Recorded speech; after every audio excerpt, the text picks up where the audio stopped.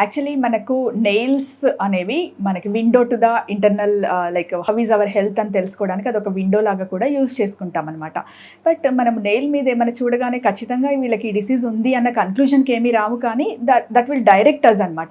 Okay వీళ్ళకి ఇది ఉండొచ్చేమో అని ఆ డైరెక్షన్లో వెళ్ళడానికి యూజ్ అవుతుంది. బట్ కొన్ని స్పెసిఫిక్ నెయిల్ చేంజెస్ ఉంటాయి, కొన్ని నాన్ స్పెసిఫిక్ కూడా ఉంటాయి అనమాట. నెయిల్ విషయానికి వస్తే దాని షేప్లో చేంజెస్ ఉండొచ్చు, దాని అటాచ్మెంట్లో చేంజెస్ ఉండొచ్చు, లేదంటే దాని కలర్లో చేంజెస్ ఉండొచ్చు, ఇలా రకరకాలుగా ఉంటుంది. First one coming to the shape. మన నెయిల్ షేప్ వచ్చేసి కొంతమందికి స్పూన్ షేప్ నెయిల్స్ ఉంటాయి, దాన్ని కాయిలో నైకి అంటారు. అంటే ఈ కర్వేచర్ మనకి ఇలా స్మూత్గా ఉండాల్సింది అది రివర్స్ కర్వేచర్ లాగా అవుతుంది. ఆ స్పూన్ షేప్ నెయిల్స్ మనం ఎవరిలో చూస్తాము అంటే మాల్ న్యూట్రిషన్, ఐరన్ డెఫిషియన్సీ ఉన్న వాళ్ళలో, కార్డియోవాస్కులర్ డిసీజెస్లో, క్రానిక్ డిసీజెస్ ఇలాంటి వాళ్ళలో చూస్తామన్నమాట. అది మనకి ఆ యొక్క డెఫిషియన్సీని ఇండికేట్ చేస్తుంది.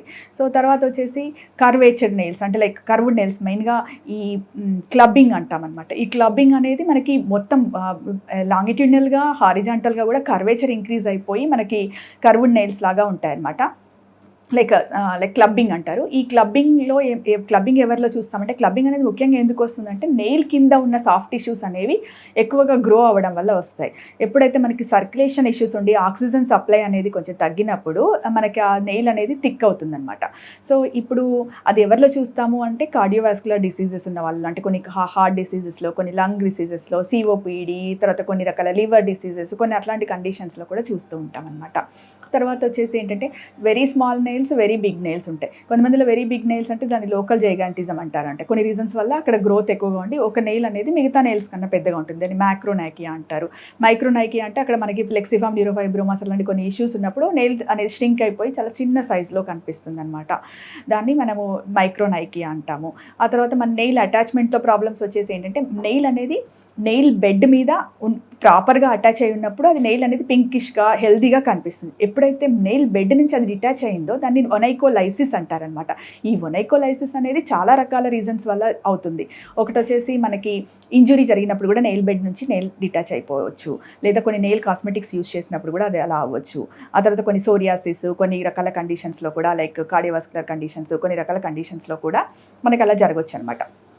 తర్వాత వచ్చేసి మనకి నెయిల్ అటాచ్మెంట్లో వచ్చేసి ఒనైకోలైసిస్, తర్వాత వచ్చేసి టెరీజియం అంటారు. టెరీజియం అంటే ఏమవుతుందంటే మనకి స్కారింగ్ కండిషన్స్ ఉంటాయి అనమాట. నెయిల్ అంతా కూడా స్కార్ అయిపోయి, అది ప్రాక్సిమల్ నెయిల్ ఫోల్డ్లో మనకి స్కారింగ్ స్టార్ట్ అయిపోయి అది వచ్చేసి నెయిల్ మ్యాట్రిక్స్తో అటాచ్ అవుతుంది అనమాట.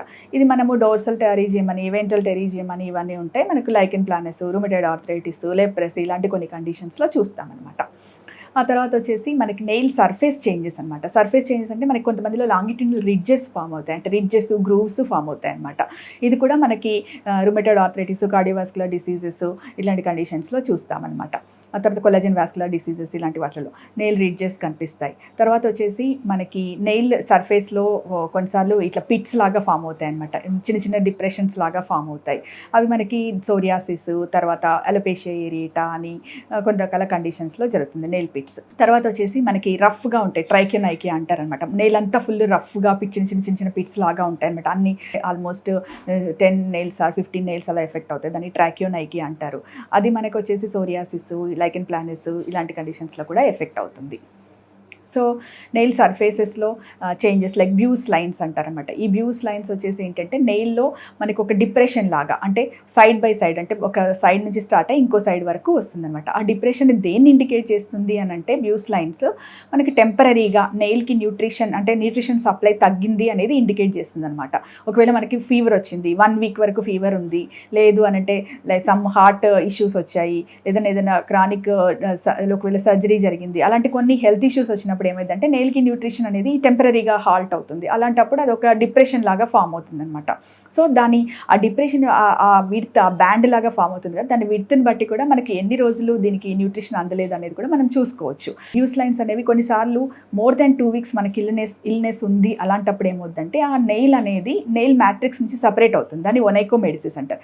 ఈ ఒనైకోమెడిసిస్ని మనము ముఖ్యంగా చిన్నపిల్లల్లో హ్యాండ్ ఫుట్ మౌత్ డిసీజ్ వచ్చిన తర్వాత, అది తగ్గిన తర్వాత వితిన్ 1 మంత్ ఆర్ వితిన్ 1.5 మంత్లో ఏమవుతుందంటే ఆ నెయిల్స్ అన్నీ మనకి ఊడిపోయి కొత్తవి వస్తాయి అనమాట. ఆ టైంలో మనకి అసలు నెయిల్స్ ఎందుకు ఇలా అవుతున్నాయి అని వస్తూ ఉంటారు చిన్నపిల్లల్ని తీసుకొని. సో ఇది మామూలుగా రివర్ట్ బ్యాక్ అయిపోతుంది, నార్మల్ అయిపోతుంది.